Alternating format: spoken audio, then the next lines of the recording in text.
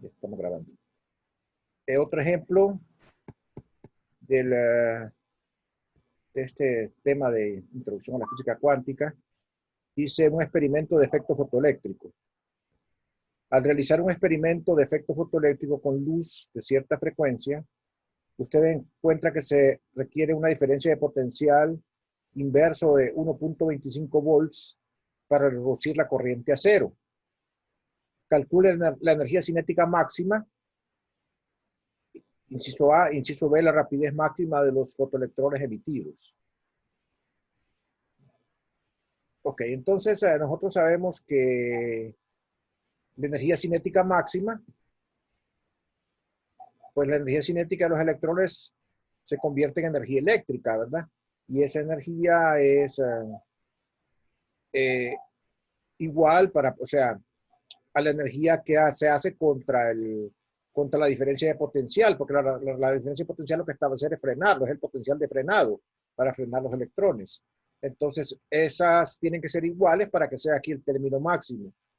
Entonces, si nosotros escribimos acá la diferencia de potencial de 1.25 voltios y multiplicamos por la carga, por la carga del electrón, aquí, pues como tengo carga del electrón y tengo voltios, tenemos la energía en electron volts, que serían 1.25 electron volts.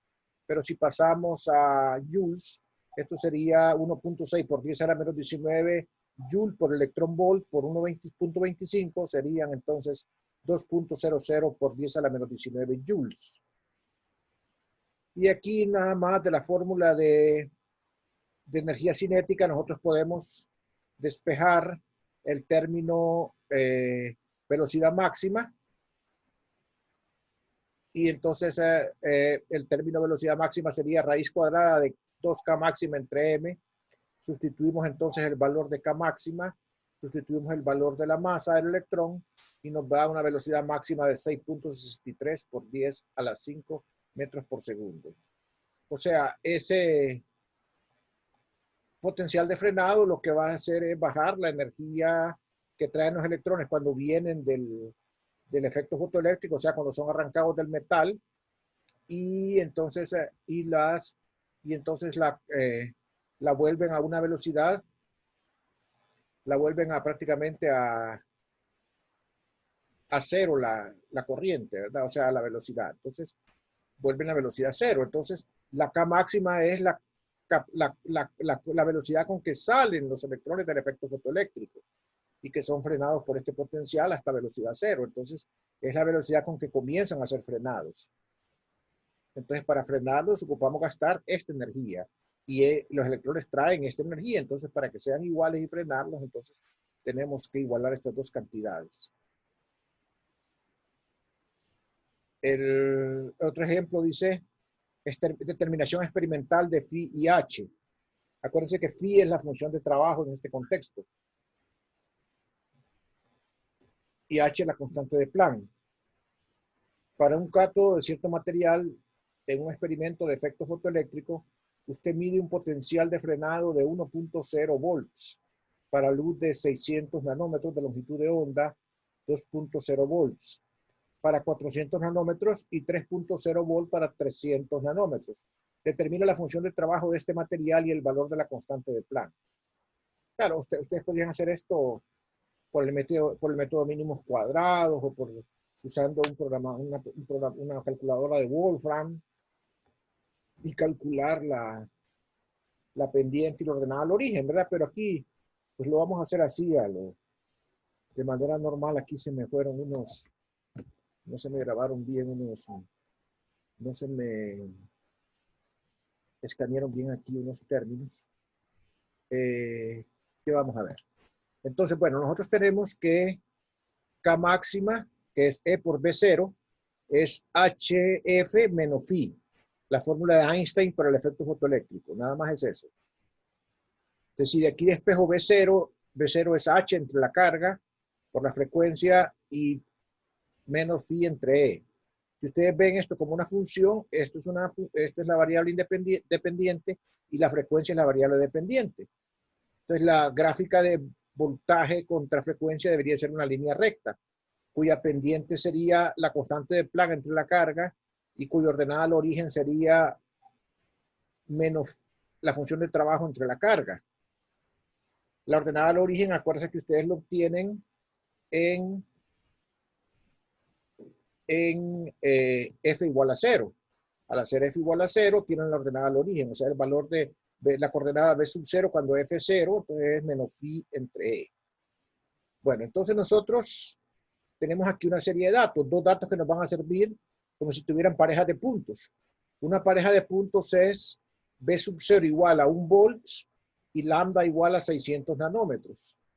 Como yo lo que quiero es la frecuencia, divido C entre lambda, entonces va a ser 3 por 10 a la 8 entre 600 por 10 a la menos 9.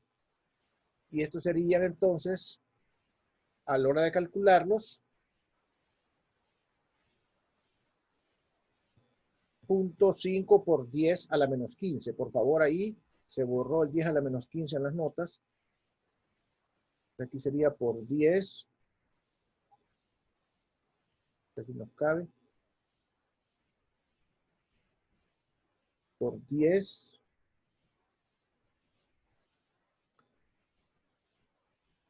a la menos 15. Voy a borrar mejor, voy a escribirlo en otro lado.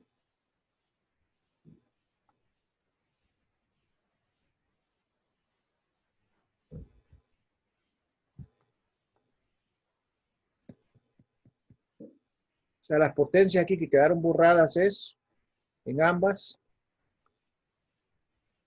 por 10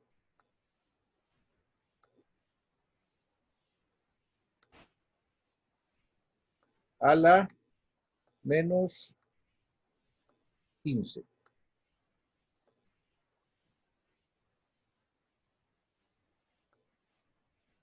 Vamos a hacer este que parece 3 ahí, a la menos 15. Ok, entonces acá, como es una recta la que vamos a determinar, necesitamos su pendiente y su ordenada al origen. De esta recta, necesitamos la pendiente y la ordenada al origen. Entonces, primero la pendiente. La pendiente pues es H entre E. Y eso es la diferencia entre voltajes entre la diferencia de frecuencias. Entonces tomo los dos puntos que calculé acá. Un voltaje de 2 menos un voltaje de 1 dividido entre una frecuencia de 0.75 menos una frecuencia de 0.5 por 10 a la menos 15. Y el resultado es 4 por 10 a la menos 15. Esa sería la pendiente de la gráfica. Entonces de acá, como yo sé que eso es H entre E, simplemente despejo H, paso la masa dividida, paso la, sí, la pendiente por E, esta no es masa, es la pendiente por E, la pendiente es 4 por 10 a la menos 15 y la carga del electrón es 1.6 por 10 a la menos 19. Resultado experimental es que la constante de Planck es 6.4 por 10 a la menos 34 joules por segundo. Como pueden ver, se parece bastante al valor real, al valor experimental reportado por Planck. Ok, entonces escribimos la ecuación de la recta. La ecuación de la recta es B0 igual a la pendiente por F, menos la ordenada que phi entre E.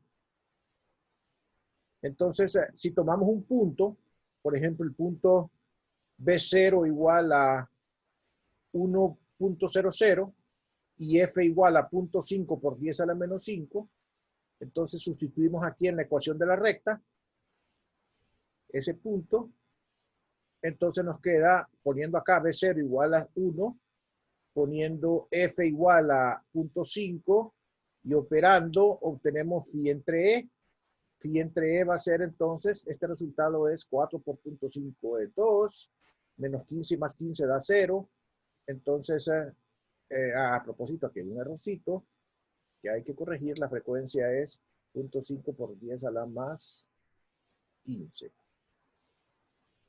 ¿Verdad? En todo caso, acá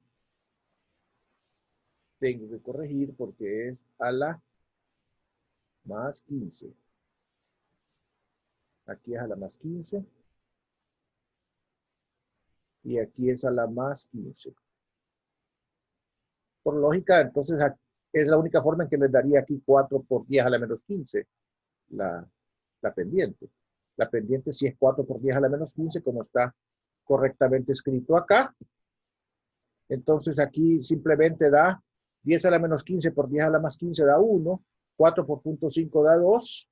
Entonces phi entre E, si lo despejan, les va a quedar 2 menos 1, o sea, 1 volt. O sea que la fórmula de la recta sería 1.0, perdón, la función de trabajo sería 1.0, que es eh,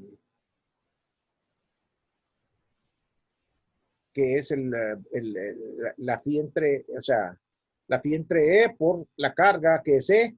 Como aquí tenemos voltios y aquí tengo E, pues sería 1.0 electronvolts, o sea, 1.6 por 10 a la menos 19 joules.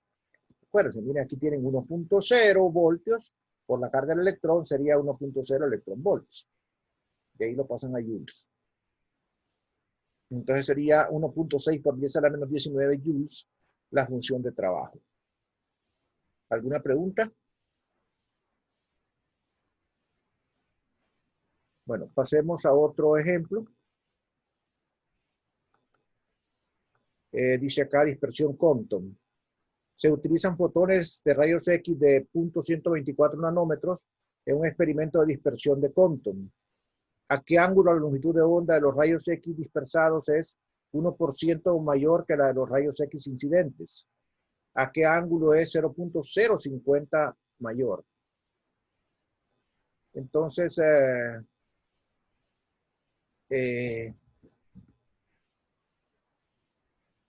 nosotros sabemos que entonces delta lambda es la diferencia entre las dos lambdas, lambda prima menos lambda, y eso es la longitud de onda Compton por 1 menos coseno del ángulo, ¿verdad? Acuérdense que el ángulo acá es el ángulo de dispersión del fotón. Entonces esto da 0.01 por 0.124, que son los nanómetros. Bueno, primero a lo siguiente, fíjense bien. Primero escribamos delta lambda. Delta lambda va a ser entonces 0.01 del inciso A, porque es 1% mayor. Entonces, esto va a ser 0.01 por 0.124, que es la longitud de onda de los, o sea, de los incidentes. Entonces, si multiplicamos por el delta, eso va a dar la cantidad que aumentó, que sería 0.00124 nanómetros. Eso sería delta de lambda, o sea, sería lambda prima menos lambda, o sea, un valor positivo porque aumentó. Lambda prima mayor que lambda. Entonces, aquí tenemos que el coseno de phi, entonces si despejamos, ¿verdad? El coseno de phi va a ser 1, aquí tenemos la longitud de Compton, que la pasé dividiendo al otro lado, menos delta lambda entre h sobre mc, que es una constante, que es 2.46 por 10 a la menos 12, como vimos antes. Delta lambda es 1.24 por 10 a la menos 12 metros, porque aquí está en nanómetros, los paso a metros. Y el resultado es 0.4889. Si sacan el coseno inverso, van a obtener que es prácticamente 61 grados, o para ser más precisos, 60.7 grados, el ángulo de dispersión. Entonces, en el caso del... acuérdense que este es el ángulo del fotón, no el del electrón, es el ángulo del fotón, no el del electrón. Entonces, tenemos que en el otro caso, pues delta lambda va a ser, como es 0.050%, entonces va a ser 0.00050 por 0.124, que es la longitud, que es la longitud incidente. Entonces va a ser 6.4 por 10 a la menos 4 metros el delta de lambda. O sea que el coseno de phi entonces solo sustituye en una fórmula igualita a esta. Entonces pongo acá lo que es delta lambda y pongo la longitud Compton acá, que es una constante. y el resultado va a ser 0.9744. Eso es prácticamente 13 grados. Es prácticamente 13 grados, ¿verdad? Entonces, ese es un ejemplo del uso de la fórmula de Compton.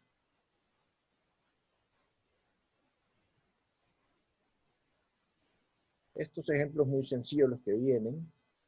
Dice, longitudes de onda para objetos micro y macroscópicos. Calcule la longitud de onda de Broglie para un electrón cuya masa es 9.11 por 10 a la menos 31 kilogramos, que se mueve a 1.00 por 10 a la 7 metros sobre segundo. Inciso B, una roca de 50 gramos de masa con una rapidez de 40 metros por segundo. ¿Cuál es la longitud de onda de Broglie?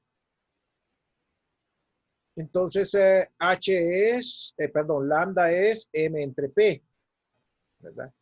Lambda es h entre p, perdón.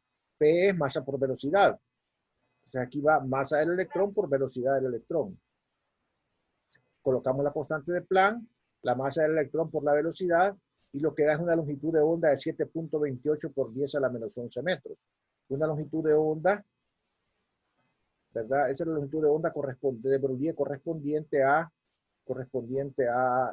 electrón. En el caso de la roca, entonces la longitud de onda asociada a la roca es la misma constante de Planck entre la masa de la roca de 50 gramos por la velocidad que es 40 metros por segundo. Entonces, eso es 3.32 por 10 a la menos 4 metros, ¿verdad? La longitud de onda. Y este es una aplicación del principio de incertidumbre. Dice, se observa la rapidez de un electrón que es de 5.00 por 10 a la 3 metros por segundo.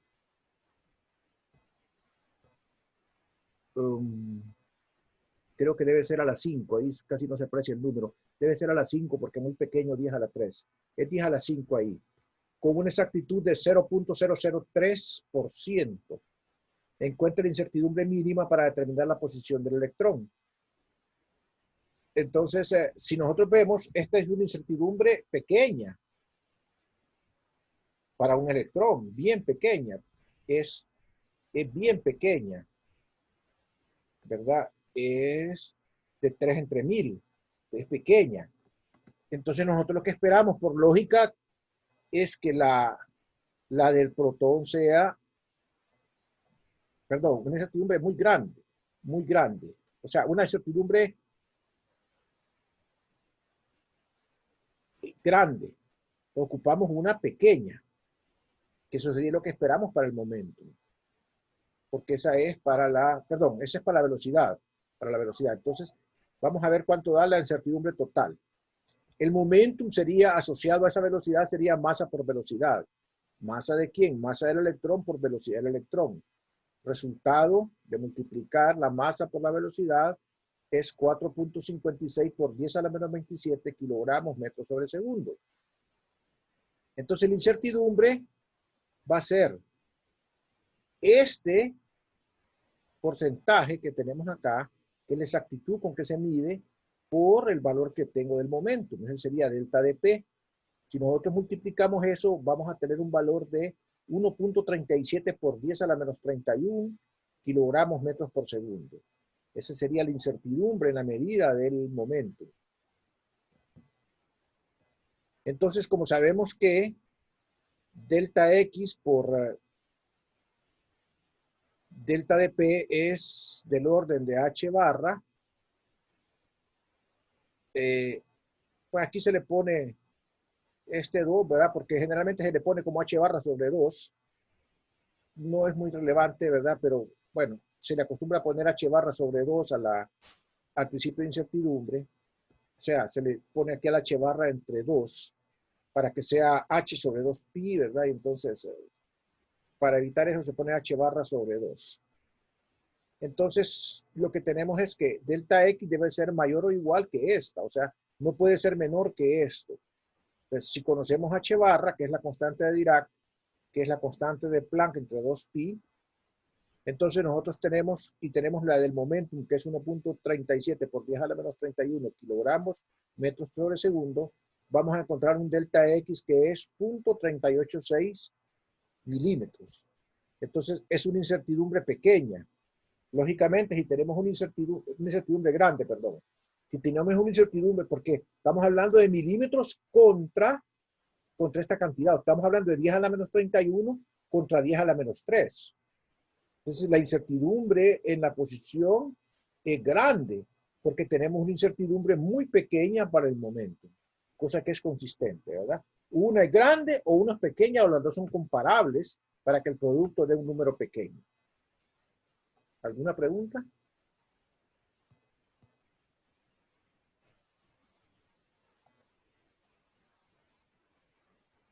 ¿Alguna pregunta?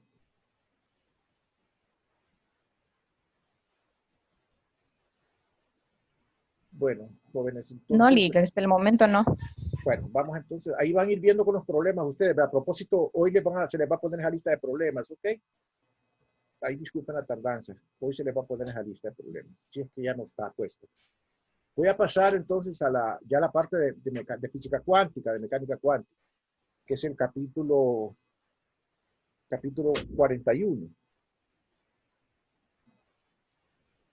Vamos a ver.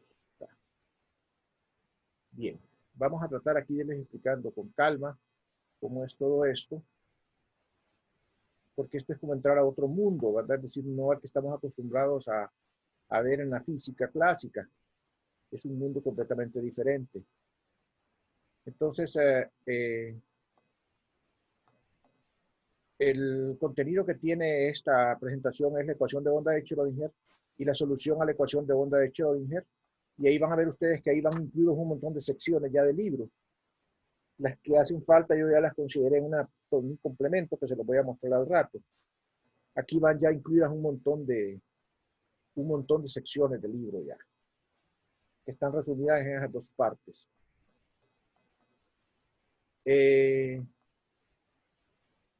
Bueno, de la ecuación de onda de Schrödinger lo que hace es volver sólida la hipótesis de de Broglie. La hipótesis de de Broglie solamente hablaba del comportamiento dual, de una gran apertura, igual que la idea de cuantización de Planck, pero no plantearon una forma en forma de una ecuación diferencial que fuera capaz de predecir en el tiempo y en el espacio la evolución de los sistemas. Eso fue lo que hizo Schrödinger precisamente frente a una ecuación, que es una ecuación muy similar a una ecuación de onda. Hay una formulación alternativa hecha por Heisenberg, que se conoce como formulación matricial. Son equivalentes ambas, ¿verdad? La de Heisenberg con la de Schrödinger, y son válidas las dos, y son como el sustituto de la mecánica clásica y del electromagnetismo a nivel atómico y nuclear.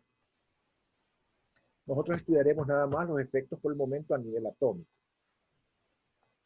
Y vamos a ver únicamente la ecuación de Schrödinger en una dimensión.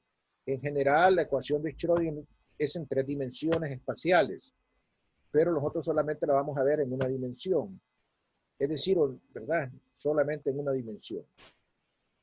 Y vamos a ver que aquí es importante el concepto de lo que es la función de onda. La función de onda es una función que en cierto modo describe el estado de un sistema. Antes el estado de un sistema era dado en términos de velocidad y posición. Si ustedes eran capaces de dar la velocidad y la posición de todos los átomos, de todas las partículas de un sistema, estaban definiendo el estado del sistema. Ahora no tenemos esa opción. ¿Por qué? Porque tenemos un principio de incertidumbre que nos dice que no podemos determinar con precisión ambas. Entonces lo que se hace es que se sustituye por una función de onda, que es similar pero no igual a las ondas que nosotros conocemos ya electromagnéticas o a las ondas mecánicas en una cuerda. Esa función de onda de alguna manera va a tener la información para describir el comportamiento cuántico del problema. Es una manera un poco extraña de describirlo, pero de alguna manera lo va a tener la información. Ya vamos a ver cómo. No, la función de onda directamente no va a dar la información, pero una combinación ahí especial nos va a dar a nosotros la información de cómo el sistema va a evolucionar con el tiempo. Entonces, los antecedentes, ¿en qué se basó Schrödinger para formular su ecuación? Pues la primera clave fue la dualidad onda-partícula de la luz para explicar los fenómenos necesarios como el efecto fotoeléctrico y el efecto Compton. O sea, eso fue, ¿verdad?, clave, ¿va? O sea, lo que se consideraba tener un comportamiento ondulatorio también tiene un comportamiento corpuscular.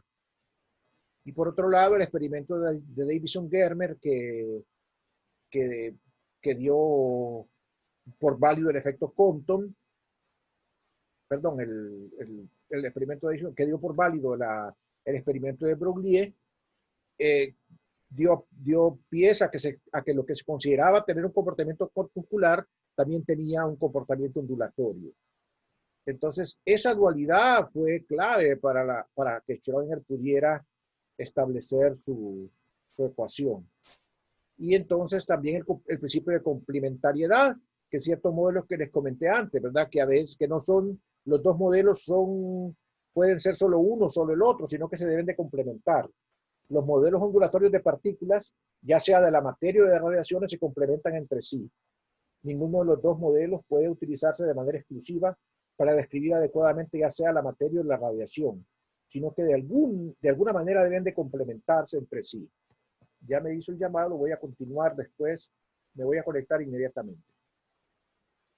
Este principio de complementariedad fue postulado por hola, ¿me están escuchando todavía? Hola. Sí, aquí Sí, estamos, Ley. Es que me está sí, dando aquí, aquí estamos. me está dando un mensaje raro aquí el Zoom, aquí me sacó del, a ver, dejar de compartir, voy a volver a compartir después.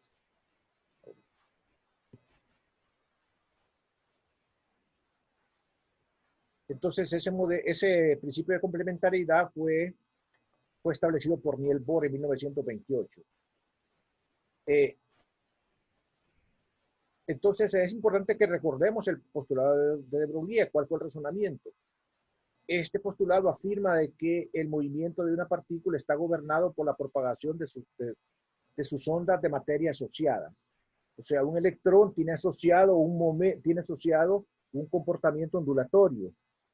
Son ondas de materia que tienen asociadas una longitud de onda, que es la longitud de onda de Broglie.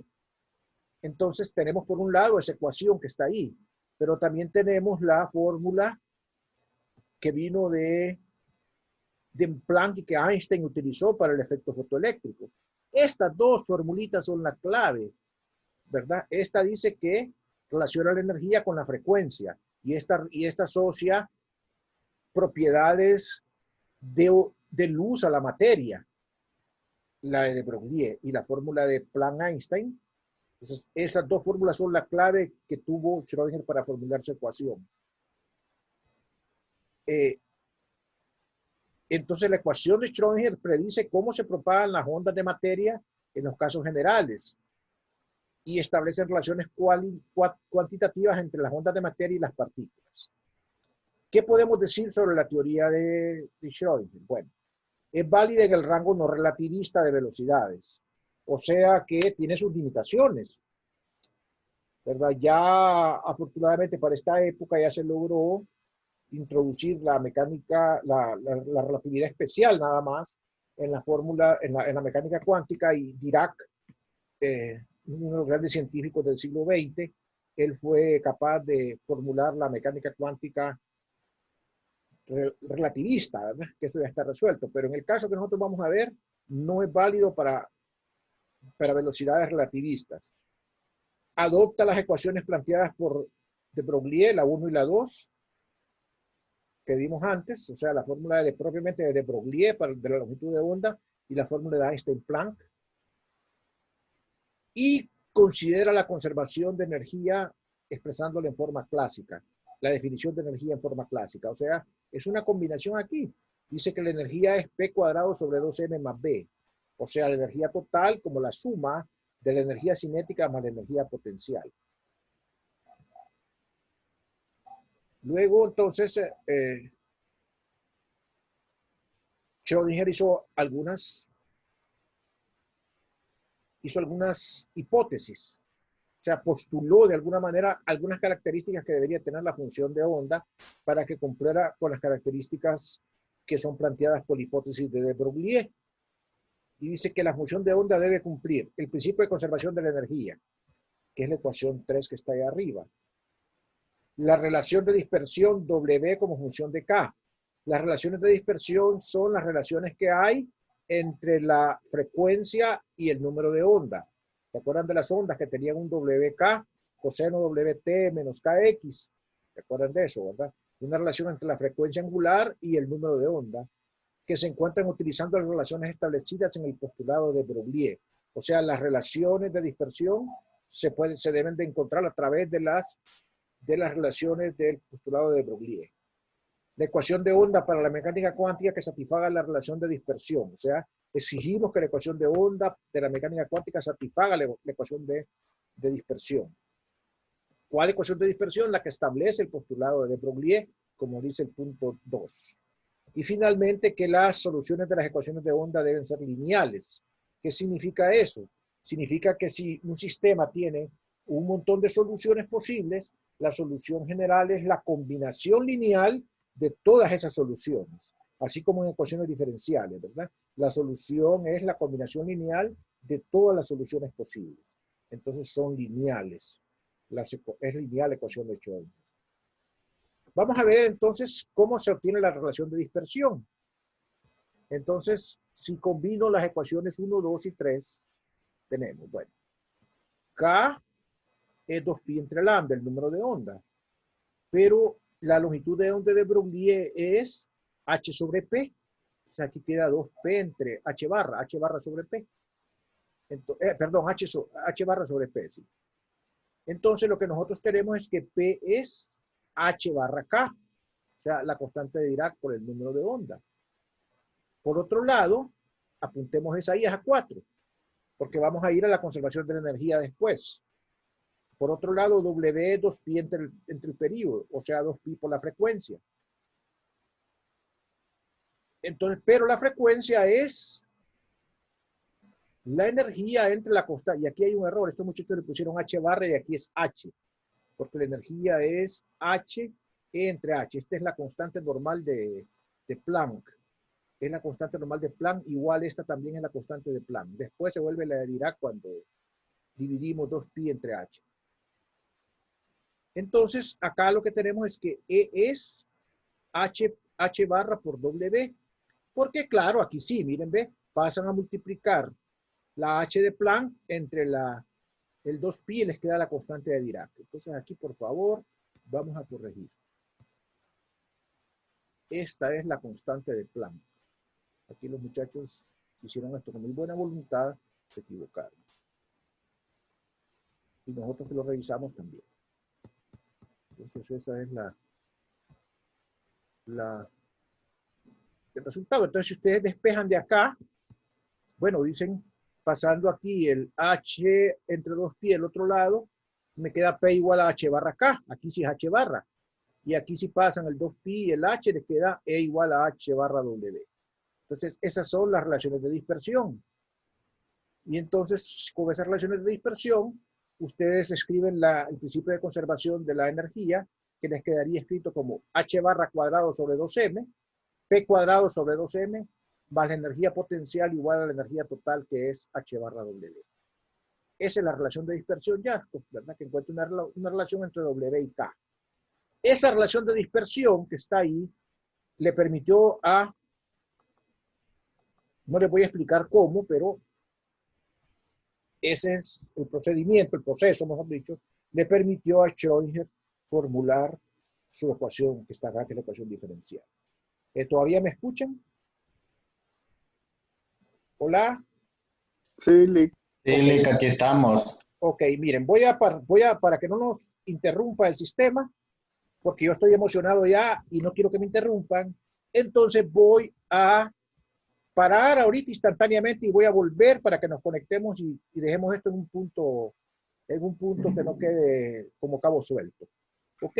Listo, Lick. Ok, cheque.